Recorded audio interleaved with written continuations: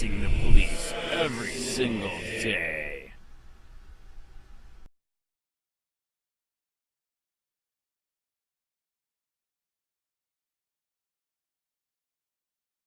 Hero cop bullied, intimidated, forced to move for trying to save suicidal man, instead of killing him.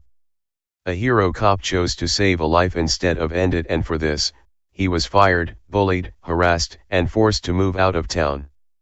By Matt Agarist, January 4, 2019.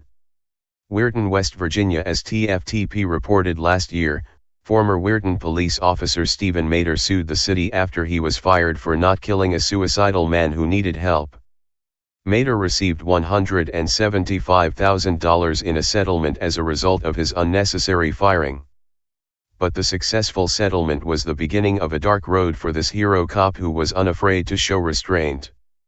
"My hope is that no other person on either end of a police call has to go through this again," said Mader at the time.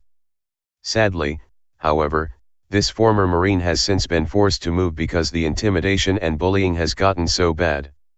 West Virginia attorney and ACLU representative Timothy P. O'Brien helped to bring the lawsuit against the city. "No police officer should ever lose their job for choosing to talk to, rather than shoot, a fellow citizen," said O'Brien. His decision to attempt to de-escalate the situation should have been praised, not punished.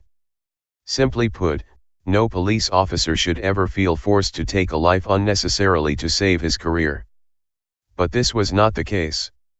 Mader was fired, intimidated, and forced out of town by a department who thinks it's more important to kill people than to try to save them.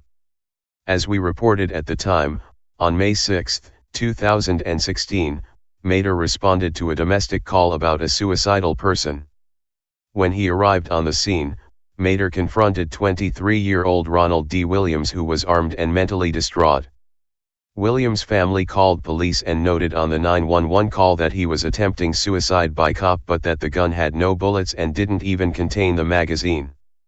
Mader said when he arrived, he began talking to the young man in his calm voice. "I told him, put down the gun, and he's like, just shoot me. And I told him, I'm not going to shoot you, brother.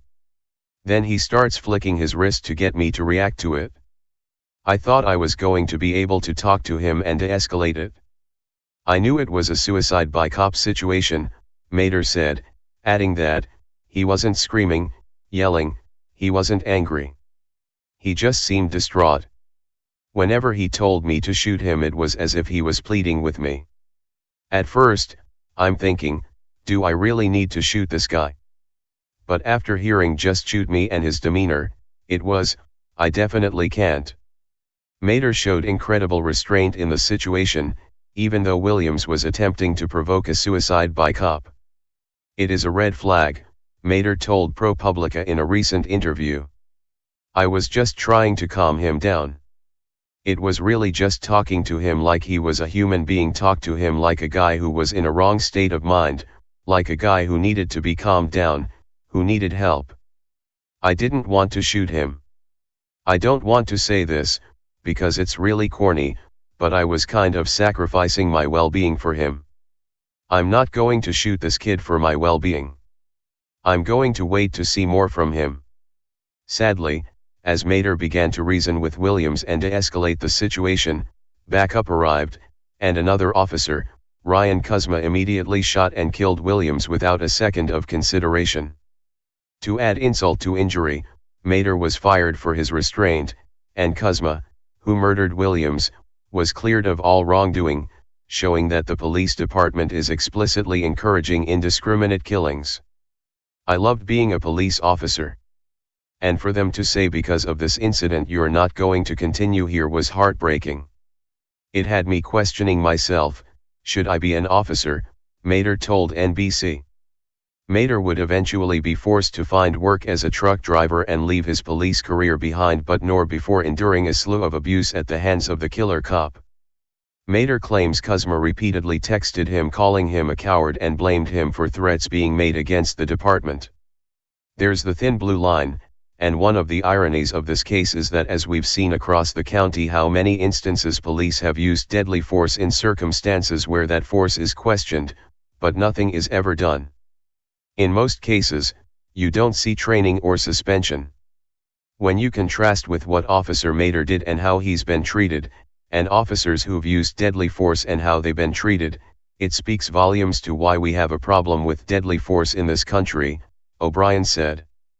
Illustrating his stand-up character, Mater has no regrets and still believes he did the right thing. I wouldn't change anything.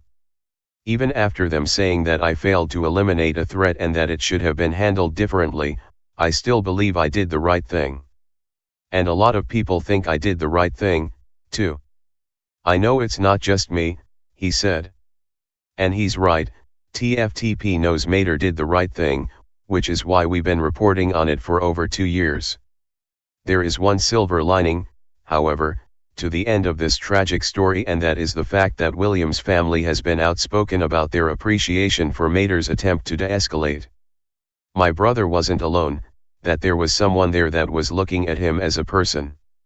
I found him Stephen on Facebook, and I ended up messaging him on Messenger, just to thank him for what he did for my brother, and for being there for him, William's sister, Amanda told ProPublica. He said that he just wished that he could have had a few more seconds, that he wished it would have turned out different, that my brother would still be alive.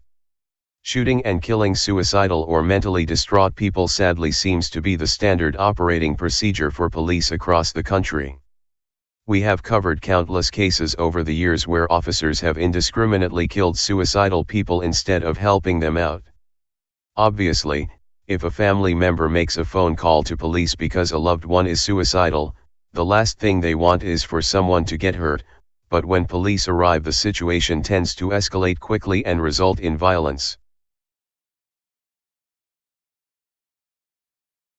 Hi everyone, my name is Joseph Cohen. I'm the Executive Director of the American Civil Liberties Union of West Virginia. I have an important update on a major case that I know a lot of you have been following. Last May, you may recall, we filed a lawsuit on behalf of Stephen Mater. He's the former police officer who had been fired by the Weirton Police Department for not shooting a young black man that he determined was attempting to commit suicide by cop. Let me repeat that for those of you who aren't necessarily familiar with the case. He was fired for not shooting someone. We felt like we had to be involved in this case for a couple of reasons. First, we hear about so many outrageous acts of violence perpetrated by the police against communities of color for which there is no accountability. So often we hear about officers who are not prosecuted and are in fact back on the streets within a few weeks. But in Weirton, West Virginia, we have a police officer who was fired for doing everything we want police officers to do. He attempted to de-escalate a very tense situation. He did not shoot somebody that he reasonably determined was not a threat to others. By terminating Stephen Mater, the message was clear. Officers in the Weirton Police Department were expected to err on the side of killing people, and that is not acceptable. The second reason we wanted to get involved in the case is that there was an important constitutional concern involved. Under the Fourth Amendment to the United States Constitution, a police officer may only use deadly force if he or she has probable cause to believe that the target of that force is a threat of imminent bodily harm to the officer or someone else. Officer Mater came to the opposite conclusion. He reasonably and objectively correctly determined that R.J. Williams was not a threat to anyone except perhaps to himself. And once Officer Mater made that determination, he was not permitted to use deadly force under the United States Constitution. In essence, the Weirton Police Department fired Stephen Mater for failing to violate R.J. Williams' Fourth Amendment right not to get shot. And we simply refuse to believe that a police officer could be lawfully terminated for not violating someone's constitutional rights. Today, we're happy to announce that Officer Mater and the City of Weirton have come to a settlement agreement. As part of the agreement, the City of Weirton has paid a rather large cash sum to Officer Mater. And while we're happy to obtain some relief for Mr. Mater, we recognize how much work we have to do. The termination of Stephen Mater is yet one more window that opens exposing a toxic culture that infects far too many police departments in America. We need to end the insularity and hostility towards community exhibited by so many law enforcement agencies. We need to give law enforcement officers tools to effectively serve their communities. And that means we need to invest in de-escalation training, implicit bias training, and crisis intervention training. We hope that the resolution of this lawsuit will send a message to the city of Weirton and police departments across our country that our communities deserve thoughtful, compassionate, transparent law enforcement. But we know that we have a lot of work to do here in West Virginia, and we're going to continue our work to resolve problems in policing as we see them. If you're interested in supporting our work, there's a link in the comments. Throughout the day, and in the coming days, we'll be sharing relevant news coverage of the case on our social media platforms. Thank you for listening, and thank you for caring about this important issue. Hey Sheriff County, this is Sheriff County COPWATCH. I am using any video here under fair use if you have criticism, reporting, teaching, etc. And please donate. I do not make money from YouTube, and there are different ways to donate in the video links. Thanks.